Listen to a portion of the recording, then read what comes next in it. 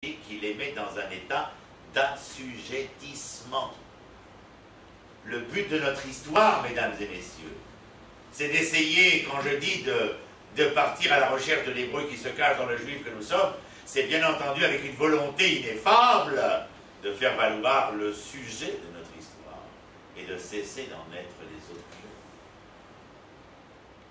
Je vous ai fait un rapport tout à l'heure entre être et avoir. Donc il dit ici, Lama litem alenu, vayomru. Et eux ils répondent, mais ils ne répondent pas de manière vindicative, hein. Ils n'ont pas dit vaïdabru. Il y a marqué vayomru, car les morts, la mère Omeret et le père Médaber. Car les morts, c'est la Shonraka, un langage de tendresse, de la confiance, de l'amour, de la condescendance, de l'affection. Alors que les Daber est la voix du droit, du devoir, de la justice. C'est le père. Abba Médaber, Ve'aïma Omeret. Alors quand vous lisez un texte et vous voyez Vaï ou Ve'ayam, tiens, Akrish nous a donné une clé. Vous voyez les morts, les Daber, Akrish nous a donné une clé. Et quand vous voyez Hachem et Elohim, c'est le même? Ah oui, c'est le même. Et quelle est son expression?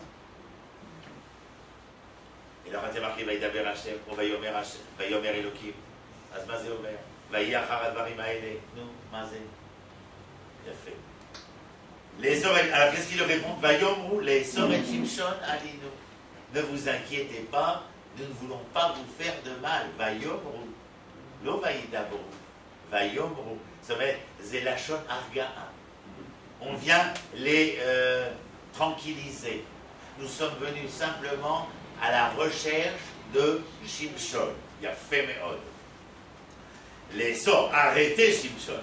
La Sotlo Kacher Asalanu. Et nous sommes venus lui faire comme il nous a fait. Alors bien sûr, c'est de la désinformation pure et simple. Mais c'est très facile de faire de la désinformation sur ceux qui sont les objets de leur histoire. C'est beaucoup plus difficile de faire de la désinformation sur ceux qui sont les sujets de leur histoire. Car les sujets conjuguent, les sujets déclinent, les objets ne sont que les compléments directs ou indirects d'une histoire qui peut être la leur ou ne pas être la leur. Vous comprenez? C'est clair? Les objets, les sujets. Et c'est continuellement, c'est pas qu'avec les Judéens.